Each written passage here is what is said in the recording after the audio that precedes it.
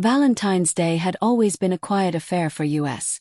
Just a candlelit dinner and a small card exchanged. This year, I woke up to a notification that made my chest tighten and the coffee in my hand go cold. My wife had posted on social media, "Single until someone proves they're worth it." At first, I stared at the screen, convinced I was misreading it, that my eyes were playing tricks. But the words were bold, clear, and unmistakable. My stomach dropped, a hollow weight settling in my core. The implications weren't subtle. She was announcing something I had feared for months, something I had quietly suspected but never wanted to acknowledge. The distance between us wasn't temporary. It wasn't stress. It wasn't fatigue. She was already somewhere else emotionally, testing the waters for a life that didn't include me. I didn't react immediately. I didn't call, I didn't confront, I didn't rage. Instead, I scrolled through the comments, watching the carefully curated reactions, the likes and hearts, the emojis that punctuated messages of encouragement from people who had no idea how much their words were cutting me. Each comment was a tiny dagger. She had made this public. She had made me invisible. The betrayal felt different from the usual fights, the arguments, the unspoken resentments. This was calculated. It was a declaration of independence. And I realized in that quiet, horrifying moment that the woman I had married, the woman I had trusted implicitly, had begun living a parallel life. I walked into the kitchen, my hands trembling, heart hammering. I looked at the framed photo of us on our wedding day, the smiles frozen in a perfect, golden moment. I had believed in that, had fought for it. And now, here was the evidence that it no longer mattered to her. I thought of the months leading up to this day. The late nights at the office she claimed were mandatory, the mysterious phone calls she'd brush off, the sudden bursts of excitement that never included me. I had made excuses. I had hoped. I had believed in us. But hope is fragile when reality is so loud and undeniable. By mid-morning I had made my decision. It wasn't rash, it wasn't impulsive, it was inevitable. I called my lawyer, my voice steady despite the storm inside me. "I want to file for divorce," I said. There was a pause, the kind that feels like the first crack in a dam, before the calm professionalism of the voice on the other end confirmed. "Understood. We'll start the process." Filing for divorce wasn't just a legal action. It was a statement, a reclaiming of self-respect and dignity in a situation where both had been eroded. I wasn't doing it to hurt her.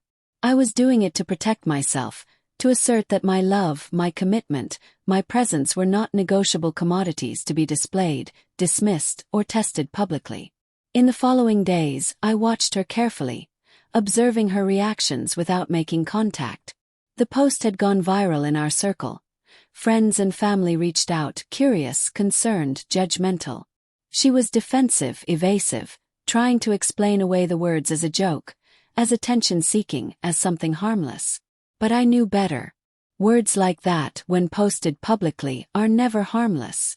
They are signals, choices, and confessions all at once. Our first face-to-face conversation after the post was tense, electric. She tried to meet my eyes with charm, with guilt, with anger, trying every tactic to manipulate the narrative. But I remained calm. I spoke carefully, choosing words that were precise, factual, and immovable. "Your post on Valentine's Day. Do you realize what it communicated? To me. To everyone." She fumbled, searching for justification. "It was just a thought, a joke. I didn't mean." I interrupted gently, almost pityingly. "Intent doesn't erase impact. You publicly claimed your freedom, your independence, your willingness to move on without regard for what we built. That's betrayal." She turned away, the first real crack of emotion showing, but it was mingled with anger, defiance, and fear. I realized she hadn't expected me to respond this way. Not with rage, not with pleading, but with measured, undeniable resolve. The divorce process unfolded slowly, painfully, legally, and emotionally. Every meeting, every document, every conversation reinforced the finality of what had been set in motion. And through it all, I noticed something striking. The power had shifted.